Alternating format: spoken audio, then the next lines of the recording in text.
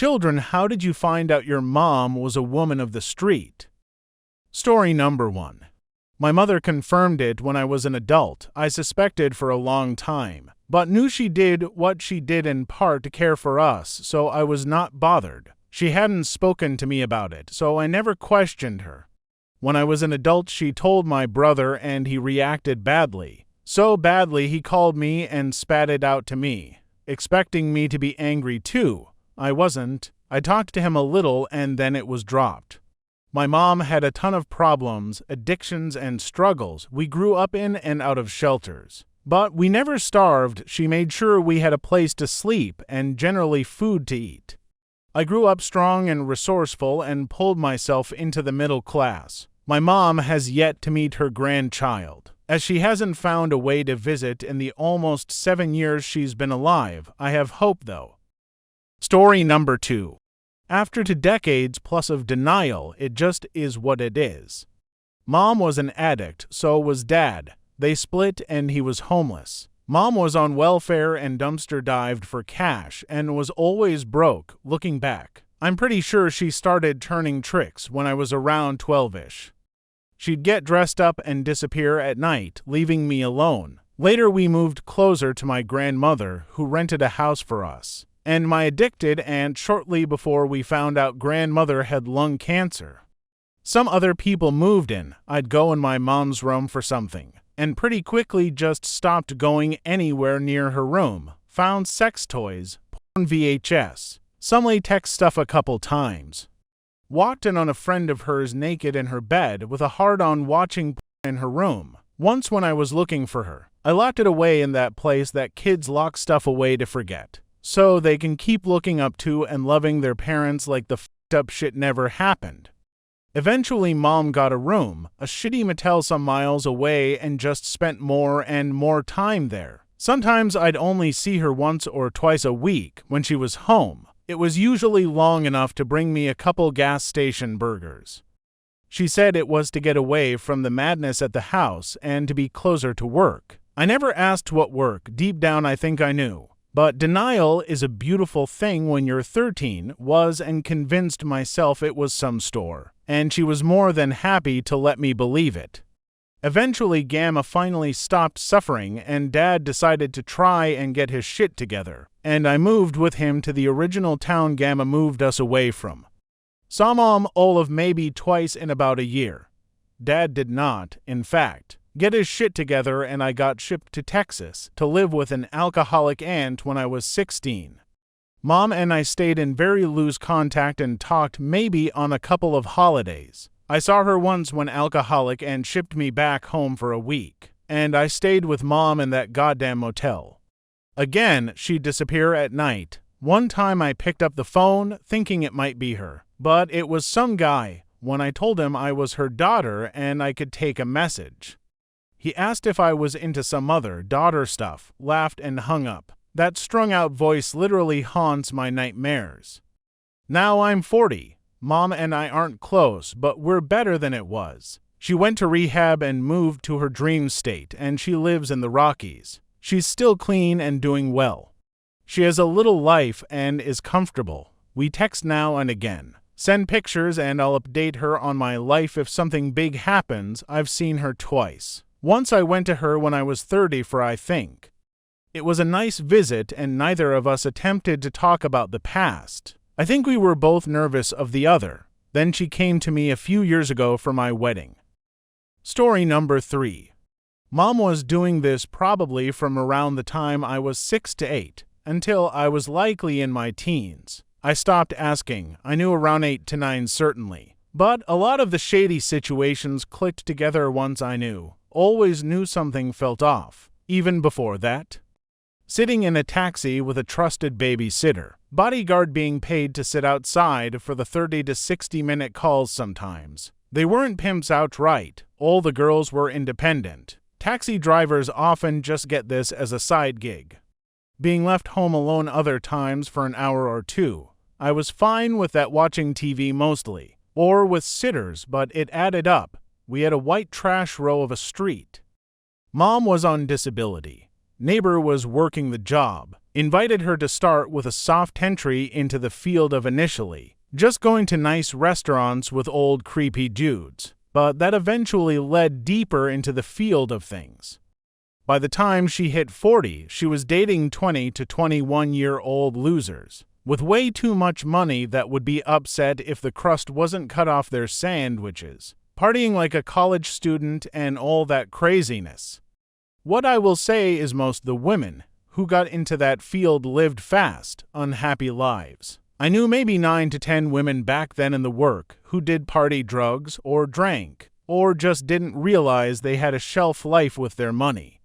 Most died very young, 30 to 40s. My mom made it to 52 with Hep C, which became more treatable only 3 years after she was gone. Some died violently going over the edge of balconies and other such things from domestic abuse. Nobody had an exit plan even if they were pulling $300 plus hour. They lived in excess and I watched it wreck them all. By the time I was 15, I was beating up guys 3 to 4 times my age who would refuse to leave or showed up unannounced. When they worked out of home or people who ripped off, stole money from us. By the time I was 16, Mom went full religious as she got sick and kept trying to take in and fix every stray suffering the same bad fate. I kept having to chase them off, physically fight. They'd steal all her grocery money and blow it up their nose. I had to chase one over 10 blocks and hold them down to just get what money they hadn't spent back to pay our rent. And everyone else had to bail us out financially. I became a shut-in for years afterwards, because I'd already seen the worst of people by the time I hit college age. Party culture grossed me out. Bar hopping and living in excess was a complete put-off, and I've stayed straight edge my entire life since. I'll have a beer to act normal, when offered by a kindly grandparent of a friend after some farm work. But I don't enjoy it besides the fact they always keep those coldest. I probably sounded preachy by the time I ran into any women in the field in my 20s, telling them make sure they had an exit plan to focus on their money, etc. That I saw the worst of it. I likely seemed a weird kid, sometimes got a f*** you. Genuinely, do not think my mother was a bad person. She compartmentalized her life the best she could, spoiled in excess her kids. And all the kids around those kids, my sister's spouses, my closest friend. She did what she could to provide a good life for us. Thought we were more ignorant than we were to it, but then when she had no exit plan and got sick, spiraled into lowest poverty.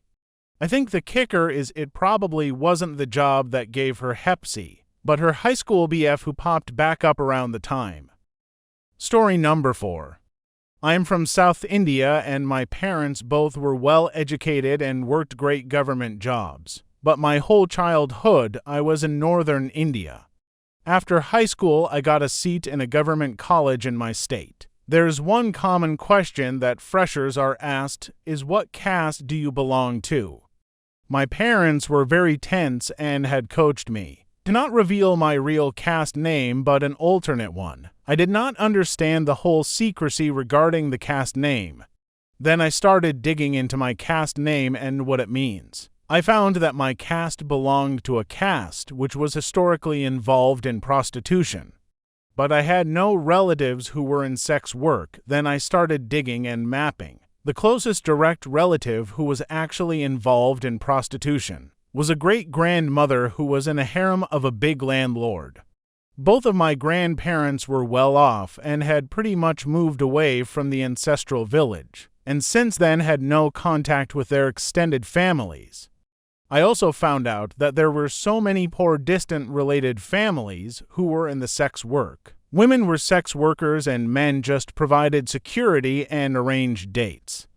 I was so anxious and scared, as if fellow students even knew my caste name. I would never be able to go back to college. Somehow I spent for years and then moved out of India. Till now none of my Indian friends or colleagues in US know my real caste and I never intend to tell anyone, but when I go to India, I try helping these families as much as can. I have a distant cousin from father's side who became a grandmother at 30 for years. and now has a HIV-positive daughter aged 15, and the daughter is still in sex work. She takes AIDS drugs given by the government agencies, but still does sex work. Story number 5. I was quite young when I discovered that my mom was a sex worker, and it was a journey filled with confusion, emotions, and a lot of learning. Allow me to take you back to that time in my life. I must have been around 7 or 8 years old, living with my mom in a small apartment. I remember our days filled with laughter, love, and the occasional hardships that come with being a single parent. My mom always worked long hours, and as a child, I didn't fully understand why. One evening, while I was playing with my toys in my room, I overheard hushed conversations coming from the living room. My curiosity got the better of me, and I crept closer to listen. I didn't comprehend everything being said, but certain words and phrases caught my attention. My mom's voice was filled with stress and concern, and the conversation seemed centered around money. It was in that moment that I realized something was amiss. I couldn't fully grasp the context, but I knew it had to do with my mom's work at that age. I didn't know what a sex worker was or what they did, but I sensed it was something secretive and potentially dangerous. Later that night, when my mom tucked me into bed, I summoned the courage to ask her about the conversation I overheard. Her face softened, and I could tell she was struggling to find the right words to explain the situation to me. She gently explained that she did a job that helped provide for us, but also had some complexities attached to it. She chose her words carefully, ensuring that I understood the situation as best I could for my age.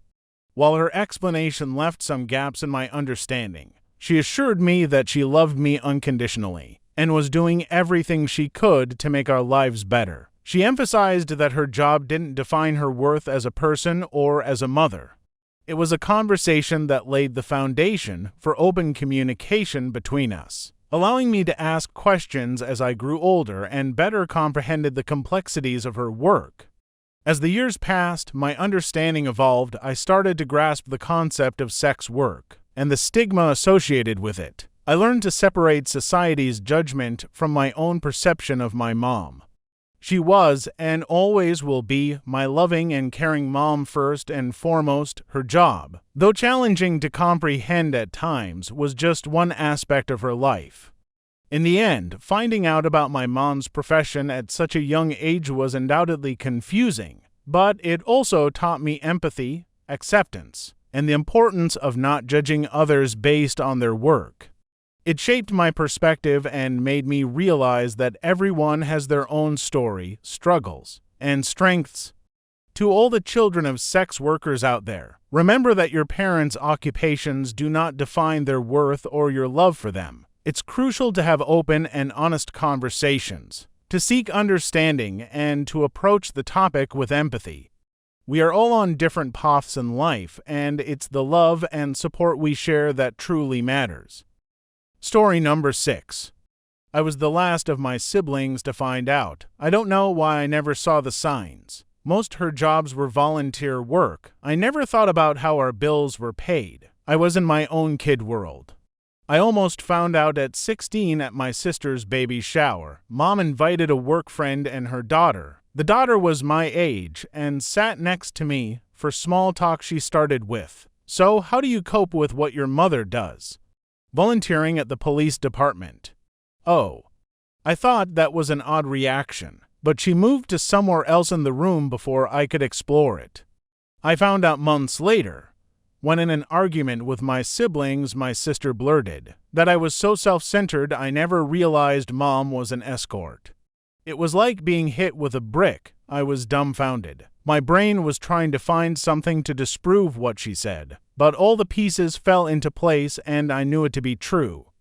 It made me angry for a time. She did what she had to do to raise 3 kids on her own, but I still am mad for the string of life choices that resulted in her needing to resort to such a dangerous career. All those friends she was visiting, but I had to wait in the car for over an hour. The many boyfriends I caught her with when I'd come home early from school. The weird family vacations that were to random places where she's be gone the whole time. So I'd just be at the closest internet cafe for hours, wondering why we were there at all.